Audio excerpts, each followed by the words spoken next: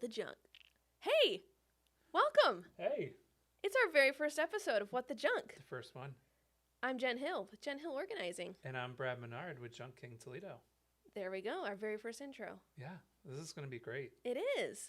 So, why are we here, Brad? because we're going to talk about organizing, minimizing, junk removal, all the fun things. All the fun things of what to do with all of our stuff, right? We're just going to dive in. Yeah. And how to organize the stuff that we do have, how to develop systems. Yep, my favorite thing. Yeah. Awesome. And, Well, and we have a cup that we're going to draw random things out of that people can send us, and then we'll just talk about it. I'm super excited about Yeah. this. So, obviously, with our first episode, we filled the cup. And not very full. We actually have two options. So, do you want to do the honors, Brad? I'm all right. I'm going to do this. All right. Jen intro. Jen intro. All right. Woo. All right. Well, like I said, my name is Jen, and I am the owner of Jen Hill Organizing. So I'm a professional organizer, and I help people either in their home or in their office.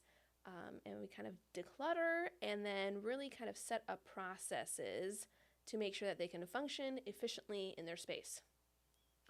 So when you come in, Yeah. you're going to bring a bunch of containers for me to put my stuff in? Is that what you're going to do? Not necessarily. All right. Well, tell me more. Yeah. I'm glad you asked, Brad.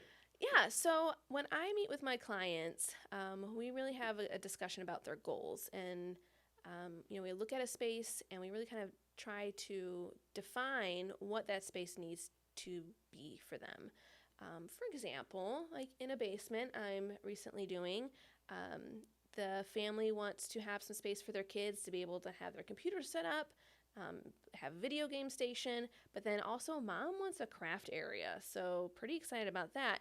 But as we're kind of going through things that are already in the basement, we're trying to figure out if those things still help serve a purpose for what that room is going to be, or if it needs to find a different place either in the house or out of the house. So sometimes that means containers, but more importantly, we want to make sure we're sticking to what the goal is of the room. Nice. It's very complicated, Yeah. huh? Yeah. So what if somebody has like a lot of papers, Oh, papers are fun. right? Because I feel like papers is like the thing that people struggle the most with, Mm-hmm. whether it's in their personal life or businesses. Like you just end up with a lot of papers. Yeah, I think with a lot of things that we are getting constantly, so papers being one of them, like your mail, you almost have to set up like rules for your house, which seems kind of silly, like saying out loud, but it's true and it works. So like when I get the mail, or even my husband gets the mail and he usually just sets it on the table, I tend to be the one that goes through it. And right away, the very first thing I do is I just throw away stuff, right? Like, I don't want the junk. I'm not going to waste my time. Out it goes. And then any bills or important papers, I have a place designed in our house for those types of things. And they just get put away then, so they're not, like, just accumulating somewhere, right? Because I think that could be the tricky part. When things don't actually have, like, a designated place to go, that's when they just kind of become piles. So this is a pretty fascinating job. So how did you decide that you wanted to help people organize their lives? So I decided I wanted to do this because I knew how much I enjoyed it for myself. There were times that I would feel like stressed out, whether that's at previous jobs or even at home if I felt like things were like crazy and like out of control. I always found myself trying to like organize or declutter a space or just make something more efficient and bring like order to the physical chaos that was in my life. And I don't know, somehow it made me feel better about like the other stuff that was going on in my life. And so like knowing that about myself, I wanted to help other people do that too. I feel like there's so many things in our lives that we don't control, right? Like so many outside factors, and things are chaotic, and the kids' school schedule or sports or work, working overtime and crazy stuff like that. So many things we cannot control, but our space is something that we can control, and it should be a place where we can relax and recharge from all the other crazy things. So I want to help people have their peaceful environment. I feel like we draw a lot of energy off of the space that we're in, right? And I think that sometimes that chaos in the space creates just kind of chaos in like our mind kind of thing. So I know like for me, I always got blamed for like procrastinating by cleaning and and organizing, Oh, but really? but it's hard for me to focus and put the energy into something if like everything around me is chaos, because then it's hard to like organize my mind, right? So I feel like that's what a lot of what you do too is help people figure out how to develop those systems. Yeah, so there's actually like scientific studies that speak to what you just said, that when there is, chaos around us, our brains, like that, you walk into a room sometimes and you just like, ugh, like you just instantly feel like gross. Um, it's your brain trying to make patterns and make sense of all the crazy that it's seeing, right? And so when your brain can't do that easily, it's like spinning its wheels, and that's when it kind of just creates that like tension or anxiety that you feel. And it's shown in studies of like how that actually hinders your creativity, like your thinking processes. You're not able to problem solve as well because your brain is spending all of that energy just trying to make sense of its environment. So you're not wrong. Like, science backs you up, man. It's science. Yep.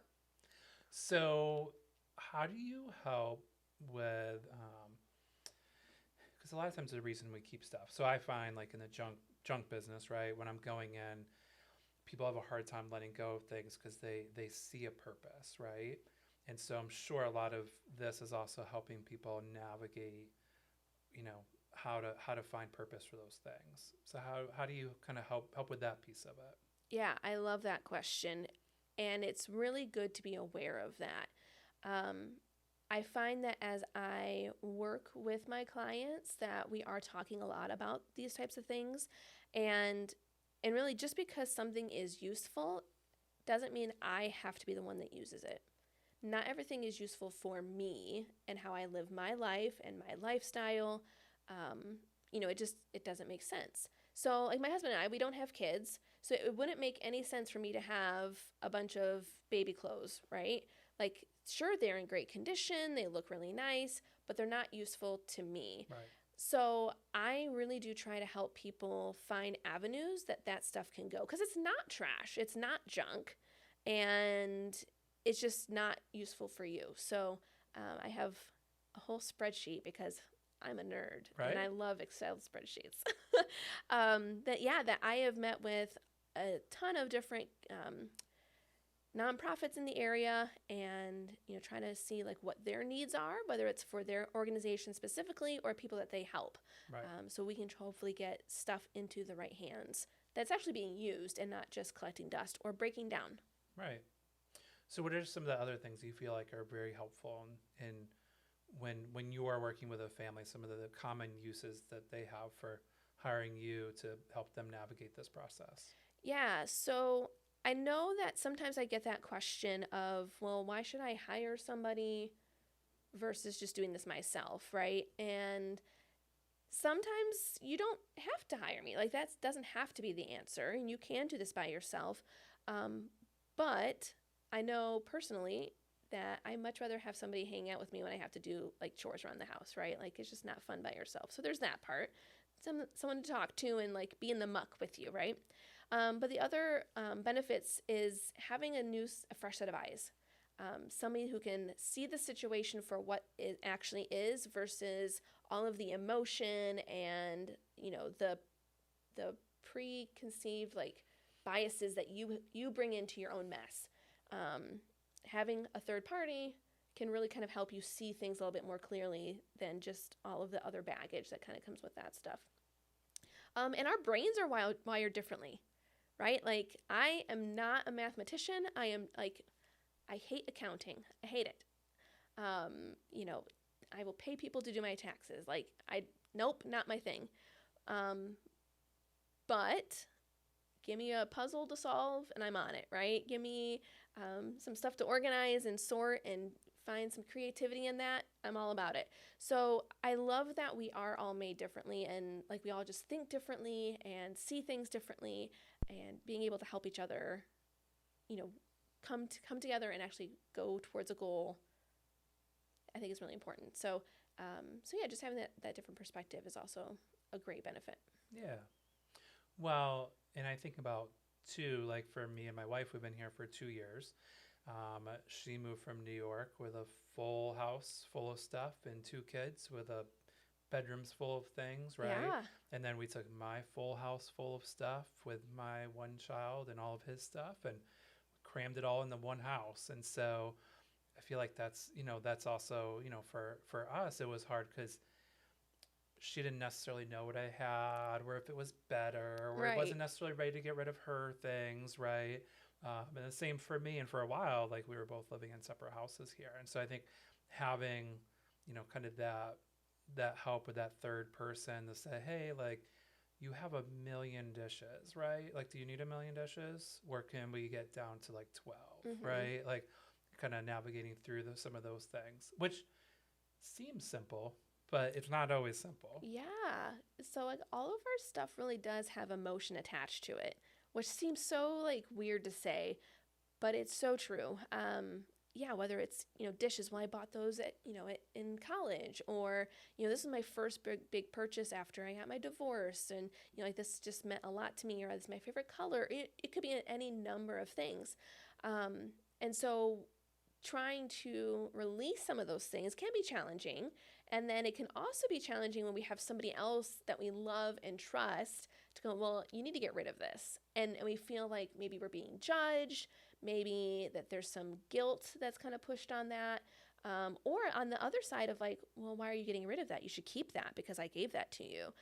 So there's a lot of some of those things that having someone who knows, I have no idea of the history of anything of, Right. When I'm coming into, like, I don't know I assume you got this from Starbucks, but who knows? This could have been a garage sale find that was like your favorite thing for that day when you were out with your kid. Who knows? But Or I every don't, time we go to a state, we have to get one. that is usually the fact with these. Yes. Understandable. But I don't come in knowing any of that. So when I'm making suggestions of like, okay, so how many mugs do we need? How many do we use? How many people use them? We're asking a ton of questions and really figuring out what is necessary. Right. And then it's not coming from a place of guilt or judgment either way, right? Like I know nothing. So that's why it is kind of nice to have that impartial party. A lot less fighting, right? Right. Well, and I think, different people have different attachments to things, and so with our family, we both, Jessica and myself, both had a lot of mugs, and we got rid of a ton of mugs, but we still have a lot of mugs. So, so it took a lot even to get down to what we have, and I'm sure a third party would look at it and be like, you got a lot of mugs, right? Like, do you really need all of these mugs? And so I think it, it's helpful, like narrowing it down even more, right? So part of that as well is even talking with my clients of like, again, going back to what our goals are, because maybe that is like their collection. And so, they're not going to get rid of all of these different ones, and that can be okay. But we have that conversation of how much space are you okay with your collection taking up in your home? That's a good point. And once that is defined, what's nice about that is then like the container, so like your cupboard, your closet, a spare room, whatever you decide that container is acceptable to hold that collection. As soon as it becomes not feasible to keep all that in there, and you find that it's spilling out, that is a trigger. So like, okay, I need to like get rid of maybe some of my unfavorite pieces, Yeah. least favorite, those things that you don't enjoy as much anymore, to hold on to the ones that you do enjoy. So I think it's not about just getting rid of everything. And I think that is one of those preconceived notions that people have with like organizers. It's like, oh, you're gonna make me just throw it all away. Not necessarily. We're gonna talk about it and make sure that what you actually have is, fulfilling happiness into your life and adding value instead of just creating stress and anxiety. I like that. And then I think, like for us, instead, because we both really like our coffee mugs, right? Yeah. We display them, and so we have hooks, and we made a whole thing, and we display them, and but we do have like okay, like when we get too many and we can't fit them in Right. here, that's when we need to start kind of narrowing this down. So And that's awesome. And another thing that you kind of just mentioned in that is that with your collection, you're displaying them. You actually are being able to enjoy them on the daily. Whereas sometimes I'm finding stuff in boxes in the back of closets. It's like, okay, well, if this is actually like important to you and of value, then why don't we actually bring it out and enjoy it instead of it being stuffed in a box? yeah, no, I think that's a great point. And we in the junk removal business, we do a lot of that too. Where like we'll pull something out of the back of a closet, and they're like everything goes, and then like, oh well, let me look at this box first. It's like you haven't seen Yeah. this box like Like there's many dust on it. years, Yeah. yeah. And sometimes I'll even ask like, how many times have you moved this box without even looking at what's in the box, right? And some people, maybe the third home that this box has lived in, Mhm. and so that's when it's like kind of start talking about like, you know, do you need the box? So Yeah. and if you do, like, what are we gonna do with it? Mhm. Um, well, so I think that one of the things that we should talk about too are like, what are some of the topics as a home organizer that you're planning on kind of covering through our podcast, and so that what are people going to listen to later? Yeah, love that. I am really excited to talk about minimalism and what that actually means because I think I had a lot of like misconceptions about it. Um, but maybe some like processes and tips and just kind of helping people get started. Like that could be the hardest thing to do. And just kind of be an encouragement to people as they're going through this journey. Um, and yeah, maybe like what to do with their stuff that they don't want anymore. I like it. So yeah, I'm Awesome. excited about it. This is going to be amazing, and and this sign back here is awesome, Yeah. but it's going to get better. Yeah, Yeah, we had some lovely artists we help did. us with that. Yes, a 16-year Shout old out artist. to Brad's kids. Yeah, Yeah. Ashley. Yep. All right. So yeah, well, and then we're gonna talk about, let's see, spoiler alert. The other topic is all about Brad. So Yeah. you'll have to join us for next time. We learn all about Junk King and kind of what Brad's mission is. So thank you so much for joining us on our very first episode Yeah. This the first amazing episode. of What the Junk. What the junk.